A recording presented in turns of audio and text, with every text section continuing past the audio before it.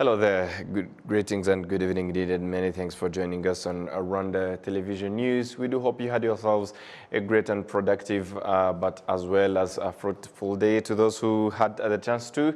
And now this is what's coming up on our edition. President Paul Kagame has urged the youth to understand the responsibility in preserving the history of the liberation of the country that was written in the blood of the fellow young people who sacrificed their lives for the liberation of the country. The residents of Rubavu district hailed the progress they have achieved after 29 years of Rwanda's liberation.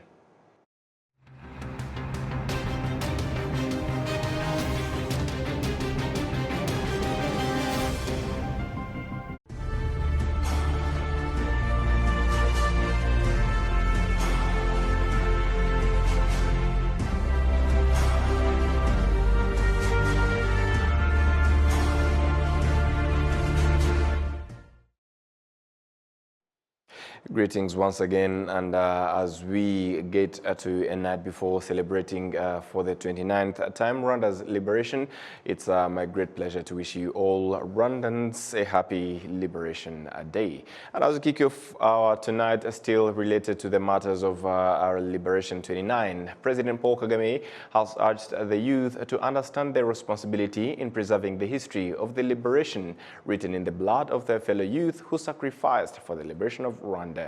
He reiterated this in the celebration of the 29th anniversary of the country's liberation. Adam Squizera starts us off.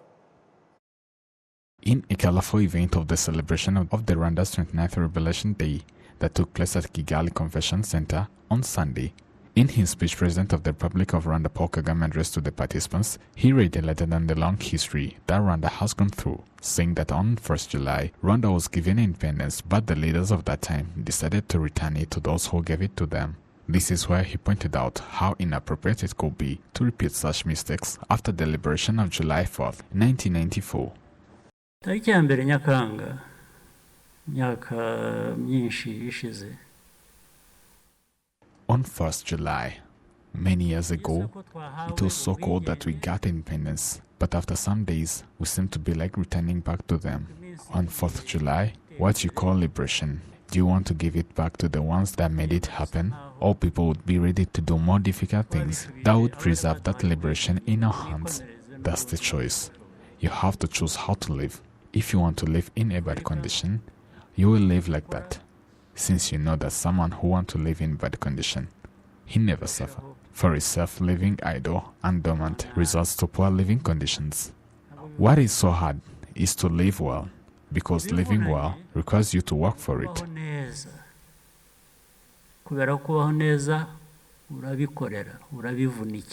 President Paul Kagame, he once again urged the youth to understand their responsibility in preserving the history of the nation. Aya mateka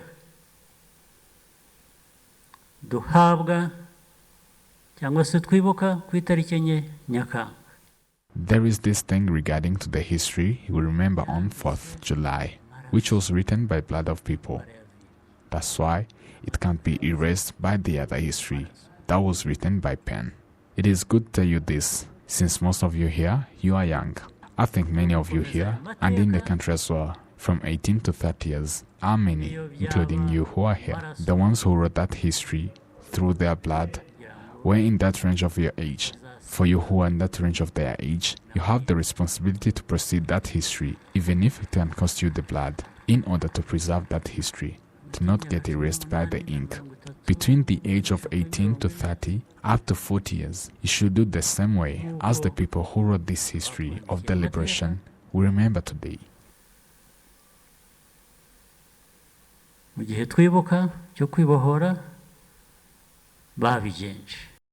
is an event that was concluded by a social gathering where President Paul Kagame took time to pass through the audience to wish them a happy Liberation Day.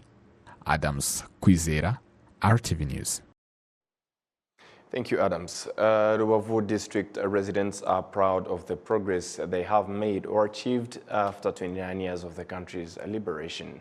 They attribute this to the infrastructure that has been built to help speed up the journey of development in the area. It was mentioned that while celebrating the Liberation Day in Rubavu district, a new model village of Muhira in Rugerero sector will be inaugurated. Jessica Gasaro reports.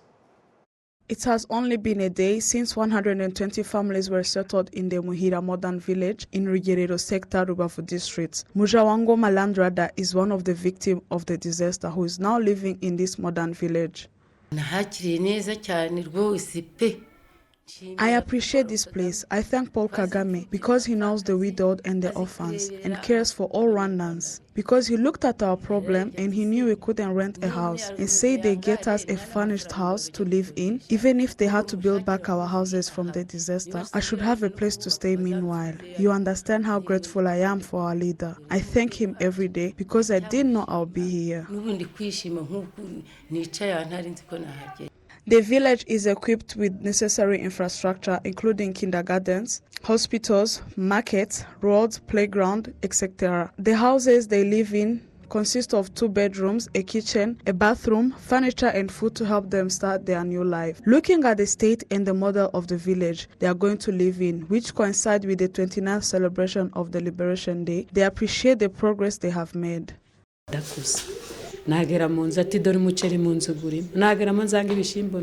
I just got in my new house. There's bean, there's rice and everything. Even if I die, I would have eaten. I'm telling my kids to calm down because we have everything we could ask for. I am now sleeping in a bed. I was used to sleep on the floor. Sometimes I even tell my kids to let me put my beddings on the floor so that I don't fall down. I am not used to this, but my children reassure me that nothing will happen since I'm in the middle. This is a miracle for me. When I first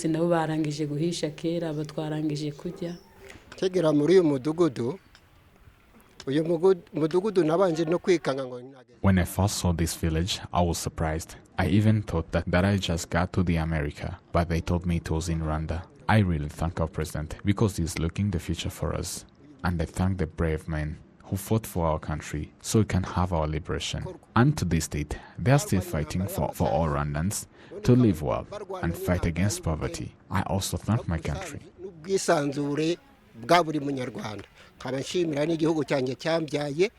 Here in this modern village, there are also projects that will help the lives of the people who live there. This includes vegetable and fruit farming and kitchen breeding, where initially the residents of this village were given 7,200 chickens. The Deputy Director General in charge of Animal Resources Research and Technology at the Rwanda Agriculture and Animal Resources Development Board, Uwituze Solange, explains how this project will contribute to improving the lives of the people.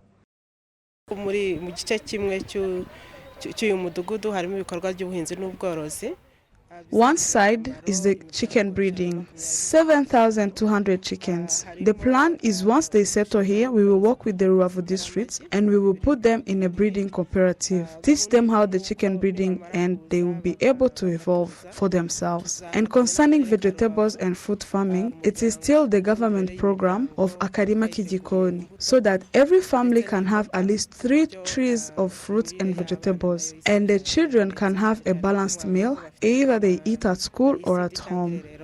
This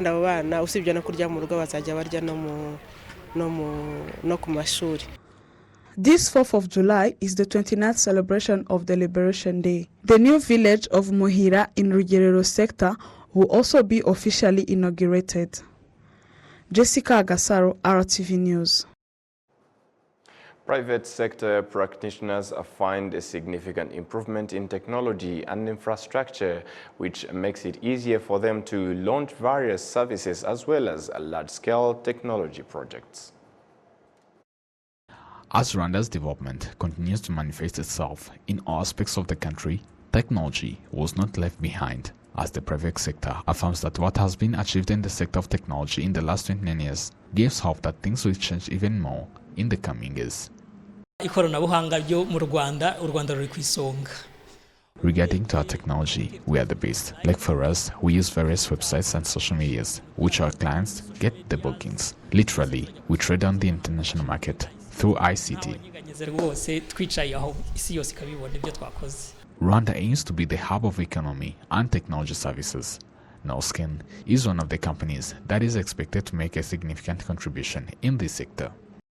Direct investment into Norskin House Kigali has been more than $20 million, right? And by the completion of our current house, which is Classroom 1, by the completion of Classroom 1, that will have gone to, close to $25 million plus in terms of just direct investment, right? Then you look at what has been invested in the startups by our VC fund, right? Which numbers we are not share, but we're also talking about millions of dollars that goes directly to these startups. That money comes and is domiciled in the country. So then you look at what the startups themselves have been able to raise, right? If startups in Norskin House Kigali between January of this year and March of this year, Q1, have raised more than $30 million. That is money that is coming into Rwanda. That is having a direct impact. In Rwanda, robots are used in various tasks, where even some have contributed much in the prevention of the COVID-19 pandemic. While on the other side, the drones that used to transport blood this year have also begun home delivery services. The general manager of Zipline, Shami Eden Benimana, points out that such activities shows the contribution of technology in speeding up the services. What we are doing, even though we can't reach you on the first day, but the most essential thing is to understand that within 2 years, we'll be covering the whole city of Kigali. As to that, even the price have also decreased regarding to the increased number of our clients. The Minister of Infrastructure, Dr. Ernest Nsaimana, noted that although there is a significant progress made in increasing social infrastructures, including technology, the country is also putting much efforts to make it better. Hagari imihanda gusa iruhande rw'imihanda hari za fiber optic zihaca amashanyarazi aciye hari iminara yitumanaho ihaca. It's not only the roads. As to that, beside of the roads, there are fiber optics channels, as you can even see network satellites, plus other social infrastructures like water supply. Literally, you understand that it is an integrated infrastructures, which Rwanda is putting much efforts, hence to develop together the social infrastructures. Integrated infrastructure system ku buryo ibikorwa remezo byose bigendera hamwe. There have been acceleration in the development of technology sector, hence to meet up the goals of the National Strategy for Transformation NST1 and Vision 2050.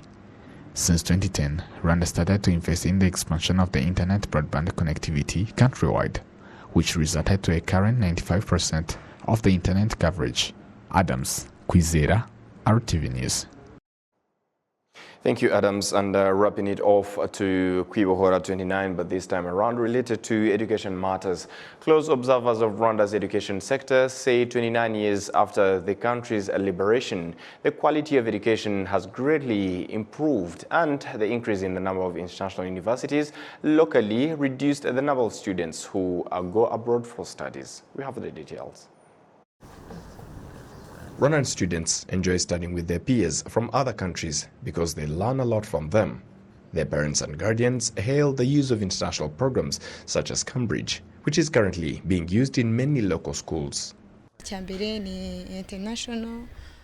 international programs help students even when they want to continue their studies from abroad.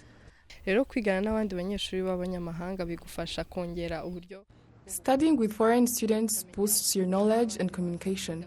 You learn how to deal with people that you don't share the language, culture, and learn how to behave in general.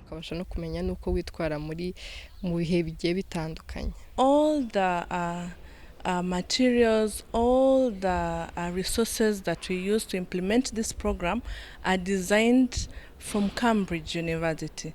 So it means that when the learners sit for these international exams that are not set from within the region, they are set from another region, and when they sit for this program and they pass, it means that we are of good value. We are offering a good standard education to our learners. Observers of Rwanda's education sector say 29 years since the country's liberation, great strides have been made as foreign students now come to Rwanda to seek quality education.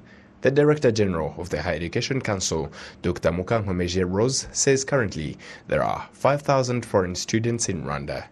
Abenshi baraturuka mu bihugu byo muri Afrika y'Iburengerazuba, Many are from West African nations like Cameroon, Gabon, Sierra Leone, Liberia, and more. They testify that there is stable leadership, peace, and security, and we want to align that with the quality of education offered. After 1994, the country invested in rebuilding the infrastructure, but also rebuilding a Rwandan for the country, the region, and the international community. Among international universities operating in Rwanda is the American Oklahoma Christian University for nearly 13 years now. Ingabire Anita, the director of the university, says that before, many students went to the United States for studies. For the past 13 years, we've graduated over 300 students, and these graduates are leading organizations throughout Rwanda in all the markets, in the banking sector, the health sector, and government. And we've seen a change. We've seen an impact in our program in terms of our students and how they lead their organization, how they lead their teams, and how their career grows. So we see a lot of our students, when they finish with our program, they get a promotion. They get a better job, even beyond Rwanda, and obviously still having a big impact in their home country. So we're really proud of our program and excited about how it's growing.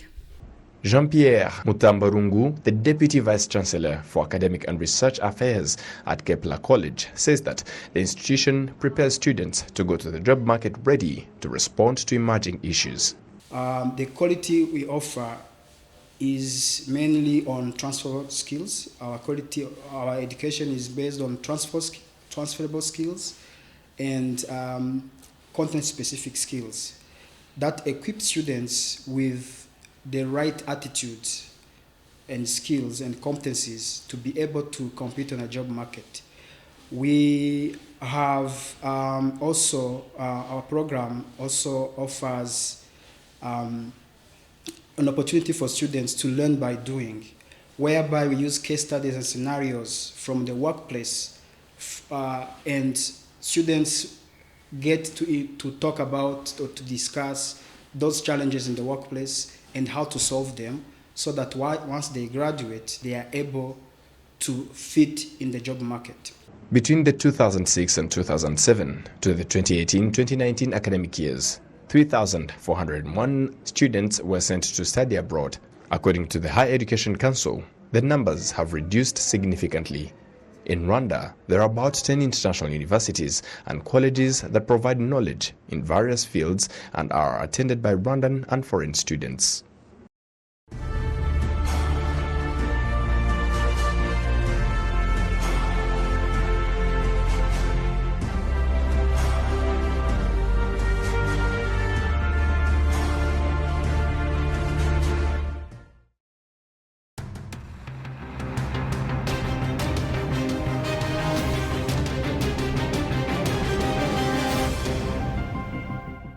And on behalf of the entire news production as well as the technical team, many thanks for being with us on this edition of Rwanda Television News. Up until next time, stay safe and have a great week ahead. And once again, happy Liberation Day.